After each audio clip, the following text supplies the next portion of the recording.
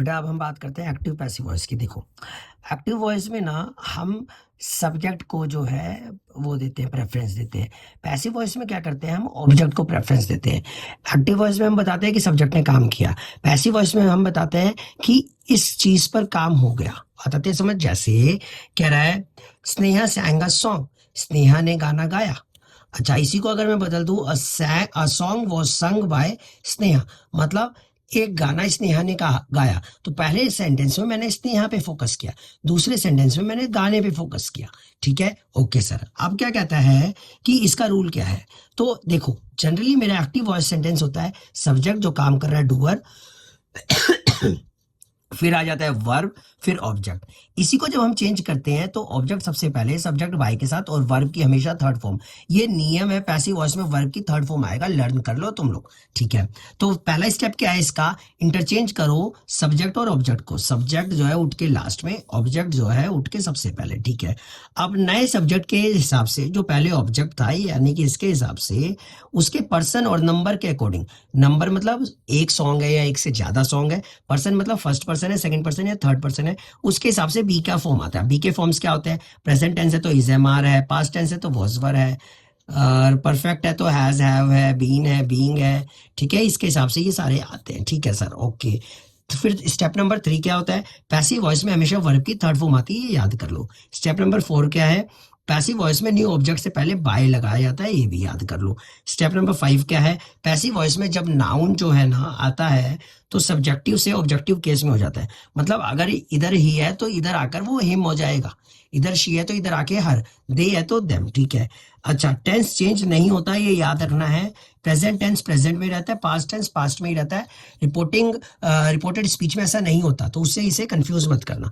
अब हम सीखते हैं कि टेंसेस में क्या क्या चेंज आता है एक्टिव पैसिव वॉइस के अंदर। ठीक है, तो ये कुछ है, अब मैं इसे नेक्स्ट वीडियो में एक्सप्लेन कर दूंगा, अभी आप लोग देख लो। Thank you. अब देखो मैंने क्या बताया, एक्टिव पैसिव वॉइस में टेंस तो चेंज नहीं होता, लेकिन हमें कुछ तो सीखना है ना। देखो अगर कभी भी तुम्हें एक्टिव पैसिव वॉइस में सिंपल प्रेजेंट टेंस दिख जाए तो उसमें हेल्पिंग वर्ब आ जाता है is am are, is am are. ठीक है, और हमेशा वर्ब की थर्ड फॉर्म, हमेशा वर्ब की थर्ड फॉर्म, हमेशा वर्ब की थर्ड फॉर्म, ये याद रखो। ठीक है सर, ओके। और अगर कभी इधर जैसे रोट दिख गया तो इधर आ गया वॉज वर्ब, पास्ट है तो वॉज या वर, डेट दिख गया फिर was were, is am are और इंग दिख गया, क्या दिख गया, इंग। इंग दिखते ही इधर बीइंग लगा दो, याद रखो। इंग दिखेगा तो बीइंग लगाएंगे, इंग दिखेगा तो बीइंग लगाएंगे। अच्छा, हैज और हैव दिखेगा तो उसमें हम ना बीन लगाते हैं, क्या लगाते हैं, been. Has have not been लगाएंगे। इधर भी हैड नॉट है तो हैड नॉट बीन आ जाएगा। विल शैल वुड तो will shell would, should, can, could, may, might, must, ought to write, to be written, write, be written, should be written. ठीक है, ये चेंजेस होते हैं। अच्छा, आई चेंज होता है बाय मी में, वी चेंज होता है बाय अस में, यू बाय यू में, ही हिम में, शी बाय हर में, इट में, by it, they by them में, और राम बाय राम, यानी कि कोई नाम आएगा तो एज इट इज वो नाम। प्रेजेंट परफेक्ट कंटिन्यूअस और पास्ट परफेक्ट कंटिन्यूअस का कोई भी पैसिव फॉर्म नहीं होता, यानी कि इसका भी नहीं होता और इसका भी नहीं होता। अब देखो हमने उतना सब तो सीख लिया, तो अब हम इसे फटाफट चेंज करेंगे। जैसे सार्थक है तो द डोर, अब डोर क्योंकि सिंगल है तो वॉज आएगा, वॉज क्लोज्ड बाय सार्थक। अगला है robin brings a flower, a flower. अब देखो कौन सा फॉर्म है ये, ब्रिंग्स है तो वो है, क्या नाम है, सिंपल प्रेजेंट टेंस है तो क्या आ जाएगा, flower is brought, third form आती है हमेशा bye robin.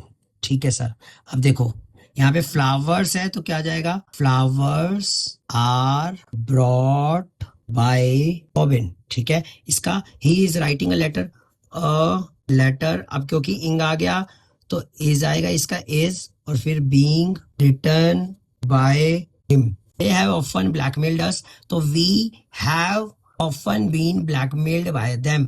Does he not help you. ठीक है, तो इसको आप होमवर्क में फटाफट कमेंट करके बताओ इसका आंसर क्या है। ठीक है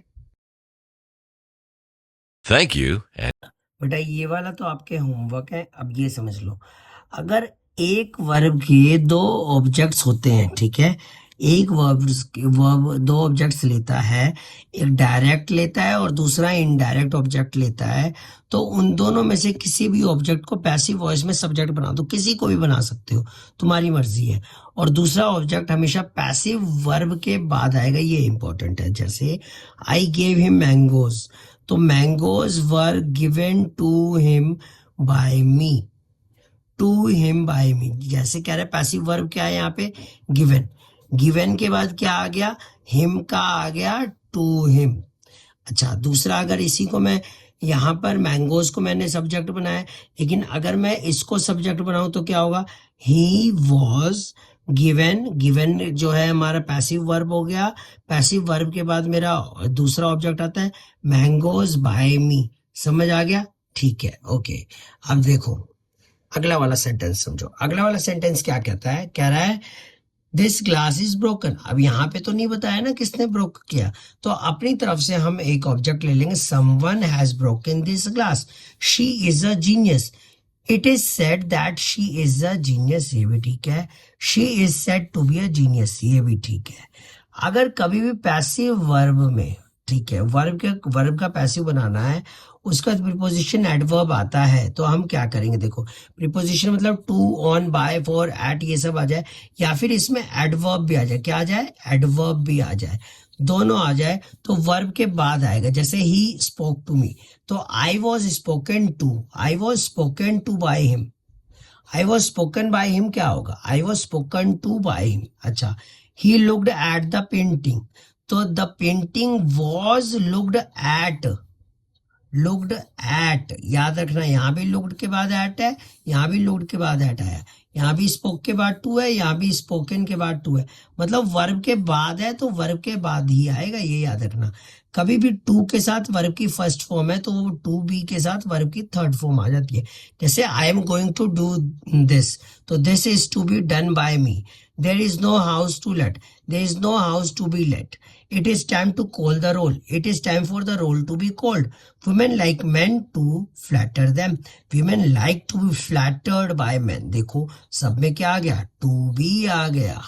समझ आती है बात, हाँ या ना? to की जगह क्या आ गया, to be आ गया। ठीक है, ओके। Thank you. बेटा वॉइस में इंपेरेटिव सेंटेंस कैसे चेंज करते हैं, देखो इंपेरेटिव सेंटेंस मतलब कमांड, रिक्वेस्ट या सजेशन।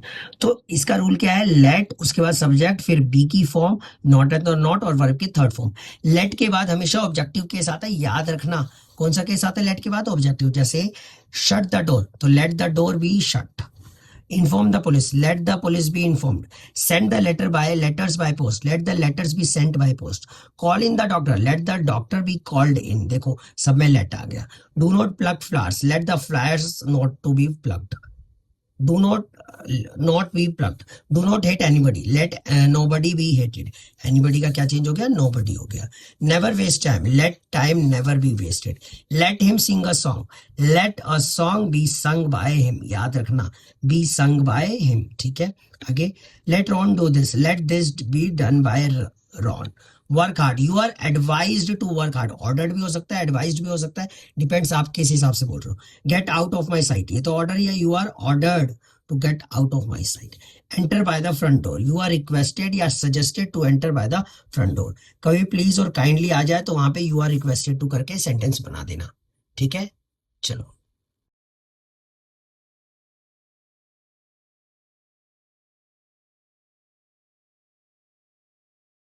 Thank you.